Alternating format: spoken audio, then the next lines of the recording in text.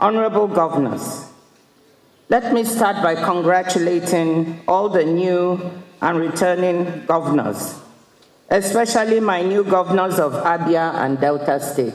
Congratulations. I thank His Excellency Governor Tambuwal and the Governors Forum for honoring me with this invitation. You have asked me to address you on the task of nation building. And I have a lot of facts and figures, so I hope you'll bear with me, but I was told to put them all to good work. Every nation is a work in progress. The task of nation building is a continuous one. So even if we have made mistakes, there's always a chance to change course. The fatal mistake in nation building is refusing to learn lessons and failing to course correct where needed. In our country, given its size, diversity, and economic development challenges, the scale of the task of nation building is particularly large. As you take office or return to your governorships, our 222 million compatriots will be counting on you, governors, to rise to the occasion. The states are closest to the people. What you do or don't do, as you've heard already, directly impacts people across the country. Excellencies, Nigerians are not building our nation in a vacuum. When shaping policies and strategies, we need to do so in the context of what is happening in the world. So, we need to wake up and smell the coffee, Excellencies. The world is changing fast, in good ways and bad. And the bad ways are more obvious these days. The COVID-19 pandemic has dealt enormous setbacks to the global economy. These have been compounded by inflation, leading to high food and energy prices, rapid monetary tightening, and the impact of the war in Ukraine. Climate change is an existential threat impacting the world, and our country, Nigeria, has not been spared, with more frequent and devastating floods in the south and east, and droughts and desertification in the north. Growth is slowing down around the world. The IMF estimates that global GDP will expand by just 2.8% this year, compared to 3.4% last year, and the 3% projected for 2024. The WTO's forecasts on trade are similarly subdued. Our economists estimate that the volume of global goods trade will grow by only 1.7% in 2023, nearly a full percentage point lower than the average for the past decade. There are worrying signs of regional divergence, with Africa's export volumes projected to shrink by 1.4% this year, compared to a 3.3% growth for North America, for instance. For Nigeria itself, the IMF projects 3.2% GDP growth this year and 3% next year, slightly better than global growth, but underperforming the projected growth rates for sub-Saharan Africa as a whole, which are 3.6% and 4.2% respectively.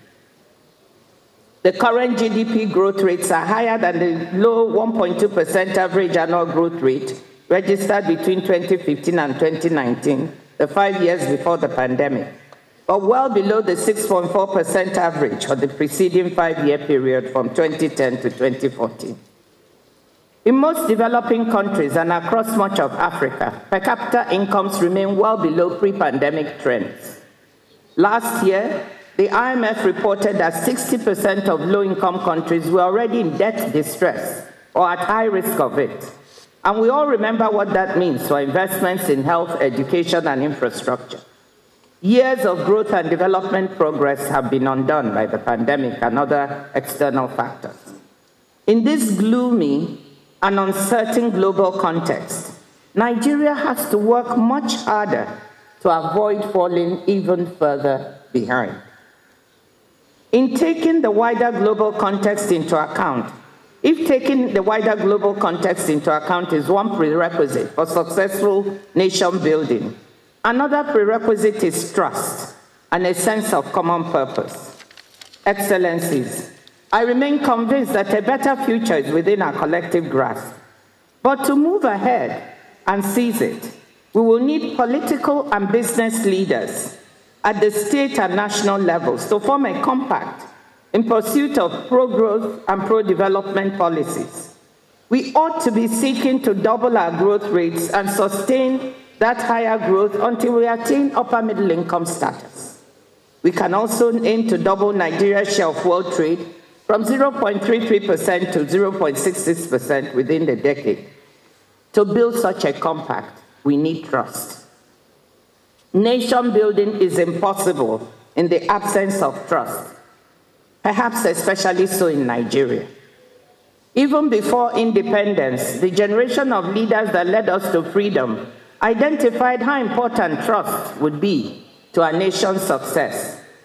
In his first speech as Prime Minister in 1957, Sir Abubakar Tafawa Balewa said, and I quote, "The peoples of Nigeria must be united to enable this country to play a full part in shaping the destiny of mankind.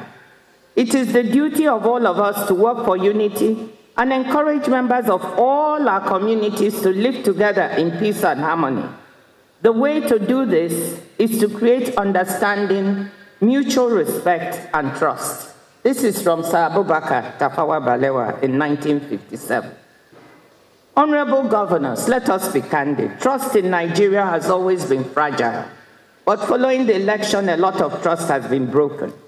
Nigeria is a country with no social contract, meaning that Nigerian political leaders have never been able to agree with each other to stick to a common set of principles, values, and policies that consistently deliver for their citizens, regardless of ethnic group or political persuasion.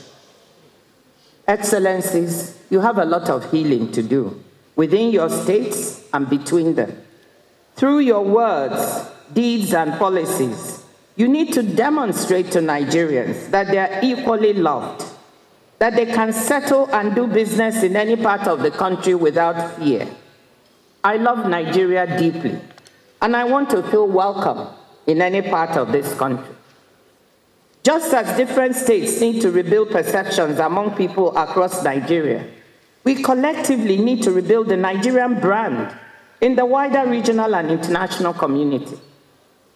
Narratives about countries matter for capital allocation decisions, especially for emerging markets and developing economies.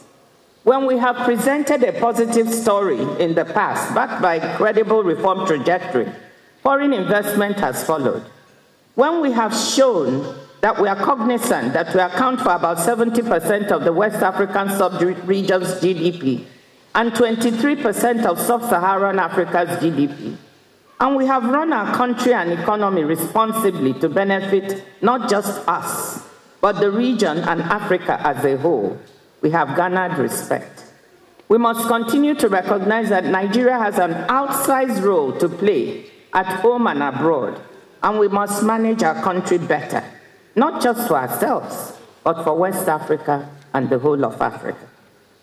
So let us now turn to the economic situation within Nigeria and the task ahead, which is certainly no rosier than the global picture I described earlier. Growth and macroeconomic stability have faltered, and population growth is outpacing poverty reduction.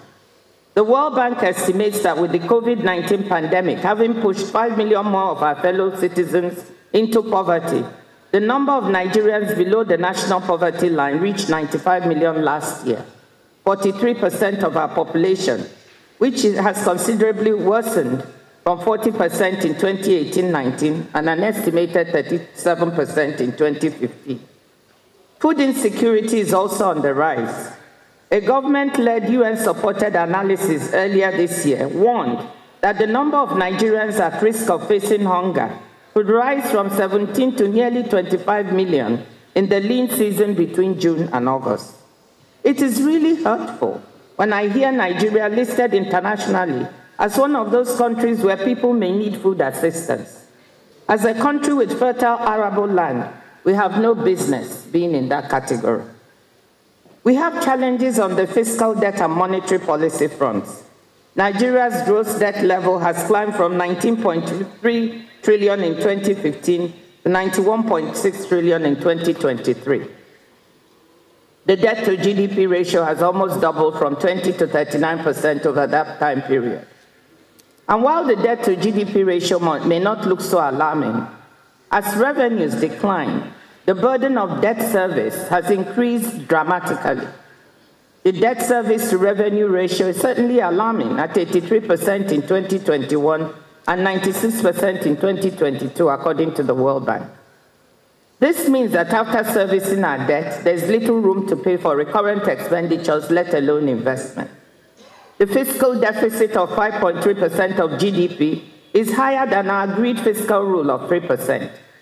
This has to be carefully monitored and brought down. Dealing with the fiscal deficit will, of course, be infinitely more difficult with an oil subsidy bill of $3.36 trillion for the first half of 2023, rising to $6.72 trillion if it stays through the year.